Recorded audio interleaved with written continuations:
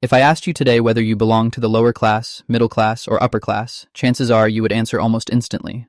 Most people already carry a mental image of where they stand financially. Maybe you judge it by your monthly salary, the neighborhood you live in, the phone in your pocket, the vacations you can afford, or the restaurants you visit on weekends. Some people feel wealthy because money flows into their account every month, while others feel poor because they constantly compare themselves to people who seem to have more. But the truth is far more uncomfortable than most people realize. Financial class is not determined by appearances, emotions, or even income. It is determined by one brutally honest number: your net worth. And when people finally calculate that number honestly, stripping away the image they present to the world and focusing only on the cold math of assets minus liabilities, many discover they are living a financial illusion. Some people earning six figures are secretly broke. Others earning modest salaries are quietly building real wealth. The difference is not how much money enters your life. The difference is how much of it stays. Imagine a man named Daniel. Daniel is 33 years old and works as a project coordinator for a growing company. He earns $82,000 a year, which sounds respectable to almost anyone. After taxes, he takes home around $5,000 each month. He rents a clean apartment in a decent part of town, drives a relatively new car, pays for streaming subscriptions, orders food several nights a week, and occasionally travels with friends. From the outside, Daniel looks financially stable. His coworkers think he's doing well. His family believes he has made it. Even Daniel himself feels comfortable most of the time, but comfort and wealth are not the same thing. When Daniel finally sits down and calculates his true financial position, the picture changes instantly. His car is worth about $2,000. He has $1,000 in retirement savings and $4,000 sitting in his checking account. Altogether, his assets equal $34,000. But he also owes $17,000 on the car loan, carries $24,000 in student debt, and has several $1,000s spread across credit cards. His total debt reaches nearly $46,000. The final calculation is simple but devastating. Assets minus liabilities leave Daniel with a negative net worth of roughly $12,000. Despite earning a good salary, he is financially underwater. And Daniel is not unusual. Millions of people live exactly this reality every day. Their income creates the appearance of stability, while their balance sheet tells a completely different story. This is one of the biggest misconceptions in modern society. People confuse lifestyle with wealth. They assume someone driving a luxury vehicle or living in an expensive apartment must be financially successful, when often those lifestyles are financed almost entirely through debt. Wealth is not what people display. Wealth is what remains after all the bills are paid. A person earning $25,000 annually can still be financially fragile if every dollar disappears into mortgages, loans, credit cards, and lifestyle inflation. Meanwhile, another person earning half as much may quietly accumulate investments, eliminate debt, and build genuine financial security. Real wealth is invisible because it is usually stored in assets, not appearances. The bottom quarter of the financial ladder includes households with little or even negative net worth. Many people assume this group consists only of low-income workers or unemployed individuals, but the reality is far broader. Teachers, office workers, nurses, salespeople, and even professionals with high salaries can remain trapped in this category for years if they never build assets faster than they accumulate liabilities. The modern economy makes this especially easy. Student loans delay wealth building for decades. Car payments consume monthly cash flow. Rent rises faster than income in many cities. Credit cards silently normalize borrowing for everyday life. People slowly drift into a cycle where money constantly enters and exits without ever accumulating.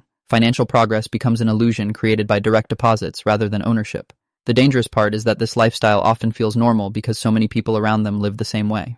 Over time, however, the gap between earners and owners becomes massive. The people who begin acquiring appreciating assets eventually pull far ahead while everyone else continues trading time for money without building lasting security. Now imagine Daniel decides to change direction. Instead of increasing his lifestyle every time his paycheck grows, he begins focusing on his net worth. He aggressively pays down debt, adds more to retirement investments, and reduces unnecessary spending. Over several years, his financial picture slowly transforms. Once his student loans disappear, his monthly cash flow improves dramatically. He redirects those payments into investments instead of consumption. Eventually, he buys a modest home, building equity instead of endlessly paying rent. This is the stage where many households first enter the lower middle section of the wealth ladder. But even here, financial security is often weaker than it appears. A household may technically have a six-figure net worth because of home equity, yet possess very little liquid cash. Their wealth exists mostly on paper. If an emergency strikes, they may still struggle to cover expenses without borrowing. This explains why so many families who appear financially stable can still be destroyed by medical bills, layoffs, or economic downturns. Their balance sheet looks healthy, but their resilience remains fragile. The middle of the wealth distribution paints an even more revealing picture. Most people assume the average household possesses enormous savings because of rising home prices and booming stock markets constantly discussed in the media. In reality, the median household net worth is far lower than people expect. And once you remove home equity, the amount of accessible wealth shrinks even further. For many households, retirement accounts and property values create the appearance of financial progress, while day-to-day liquidity remains dangerously limited. This is why one unexpected crisis can send ordinary families into panic despite years of steady employment. They are not necessarily poor, but they are not truly secure either. And there is a major difference between surviving financially and being genuinely resilient. The upper middle levels of the wealth ladder are where a crucial transformation begins. Below this point, most wealth growth happens accidentally through mortgage payments and slow appreciation of home values. Above this point, wealth building becomes intentional. Investments begin to dominate the equation. Retirement accounts grow significantly, brokerage accounts expand, and compound interest starts accelerating results in ways that feel almost unfair compared to earlier years. This is the stage where people stop relying entirely on labor and begin benefiting from capital. Their money itself starts generating additional money. The most important lesson here is that compounding is not linear. Early growth feels painfully slow, almost invisible. But once investments reach critical mass, progress accelerates rapidly. The journey from $0 to $1,000 often feels impossible. The journey from $5,000 to $1 million can happen surprisingly fast because investment returns themselves become large enough to create substantial annual growth. Many people fail to understand this because they focus only on income rather than ownership. They chase salary increases while ignoring the extraordinary power of long-term investing. Some of the wealthiest households are not high-income earners at all. They are disciplined savers who consistently invested over decades while avoiding destructive debt and lifestyle inflation. At the higher end of the wealth ladder, investments become the primary engine of financial growth. Portfolios, businesses, rental properties, and retirement accounts dominate net worth.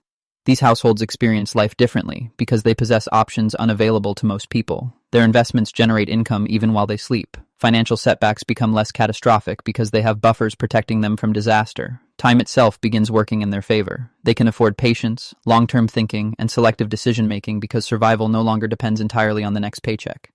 This is one of the most overlooked realities about wealth. True financial freedom is not luxury cars or giant houses. It is the ability to make decisions without constant financial fear. It is the freedom to walk away from toxic jobs, survive recessions, invest in opportunities, or simply live without the anxiety that one emergency could destroy everything.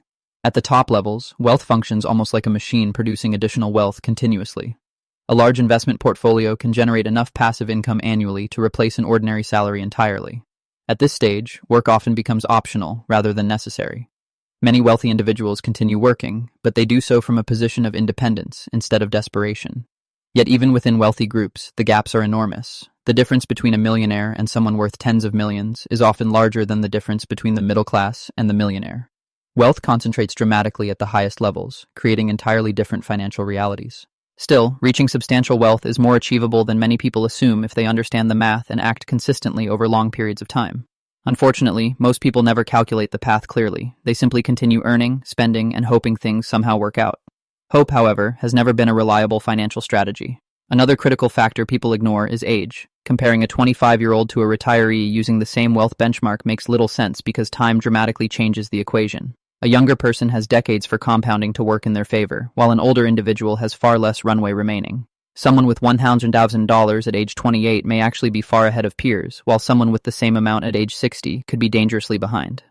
Context matters enormously in wealth analysis. The same net worth can represent success or failure depending on age, opportunity, and future earning potential. This is why understanding your financial position honestly is so powerful. Without context, people either become falsely confident or unnecessarily discouraged. Now imagine 3 different futures for Daniel. In the first, he changes nothing. He continues spending nearly everything he earns while making minimum payments on debt. His lifestyle remains comfortable, but his investments grow slowly and his liabilities linger for years.